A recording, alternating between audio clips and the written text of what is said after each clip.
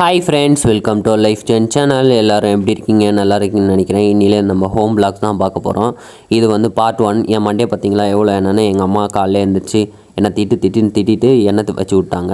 அப்புறம் மாடெல்லாம் தண்ணி கட்ட சொன்னாங்க. அதனால் காலையில் எழுந்திரிச்சு மாடெல்லாம் தண்ணி காட்டி கொண்டு கட்டிட்டு அப்புறம் பில்லு இருந்துச்சு, பில்லு அள்ளி போட சொன்னாங்க.